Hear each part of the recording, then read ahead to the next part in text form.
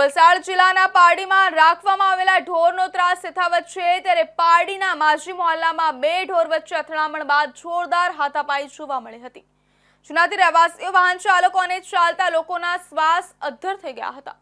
મહત્વપૂર્ણ છે કે અગાઉ પણ અનેક વખત શહેરમાં રખડતા ઢોરના ત્રાસને કારણે અનેક લોકો ઇજાગ્રસ્ત થયા છે અને અકસ્માતો પણ થાય છે। જોકે સ્થાનિક તંત્રને વારંવાર રજૂઆતો કરવા છતાં આ રખડતા ઢોરનો ત્રાસ હજુ પણ યથાવત છે। આથી પારડી શહેરમાં રખડતા ઢોરોનો ત્રાસ બંધ થાય તે જરૂરી છે। વલસાડ જિલ્લામાં રખડતા ઢોરોનો ત્રાસ યથાવત છે। આ વખતે વલસાડના પારડીમાં રહેણાંક વિસ્તારમાં બે આખલા યુદ્ધે ચડતા લોકોના શ્વાસ અદ્ધર થઈ ગયા હતા। પારડીના માજી મહોલ્લામાં બે આખલાઓ સામસામે આવી ગયા હતા। આથી બંને વચ્ચે યુદ્ધ જામ્યું હતું। બંને એકબીજાના જાની દુશ્મન હોય તેમ જોરદાર લડાઈ જામી હતી, જેના કારણે સોસાયટીમાં રસ્તા પર પાર્ક કરેલા વાહનો પણ અડફેટ લીધા હતા, તો રસ્તા પરથી પસાર થતા રાહદારીઓ અને વાહન ચાલકોના જીવ પણ અદ્ધર થઈ ગયા હતા।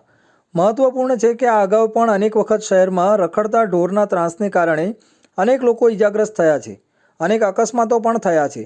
જોકે સ્થાનિક તંત્રને વારંવાર રજૂઆતો છતાં આ રખડતા ઢોરનો ત્રાસ યથાવત છે। આથી પારડી શહેરમાં રખડતા ઢોરોનો ત્રાસ બંધ થાય તે જરૂરી છે। વલસાડ શહેરના મુખ્ય માર્ગો પર રખડતા ઢોરોનો ત્રાસ વધતા વાહન ચાલકોને ભારે હાલાકી ભોગવવી પડી રહી છે। હવે ભાઈ અહીંયા છે ને બે આખલા લડાતા છે। આ એરિયો આપણો વાણિયાવાડ કહેવાય, માજી મોલ્લા।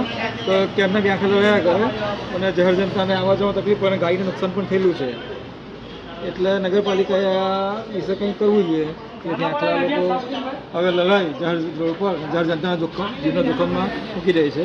હવે ઘણા લોકોએ અહીંયા છૂટા પાણી કોશિશ કરી, પાણી નાખ્યું, લાકડાથી માર માર્યો તો છૂટા પડતા નહીં મળે, એટલે હવે દોસ્ત અમે યોગ્ય પગલાં લેવાની જરૂર છે। ચોમાસાની શરૂઆત થતાં વલસાડ શહેર સહિત સમગ્ર રાજ્યમાં રખડતા પશુઓનો ત્રાસ વધી જતો હોય છે।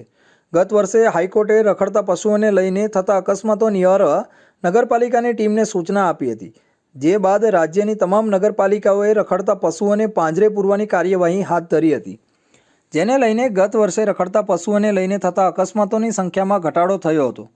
ચાલુ વર્ષે ચોમાસાની સિઝન શરૂ થતાં વલસાડ શહેરમાં રખડતા પશુઓનો ત્રાસ વધી ગયો છે।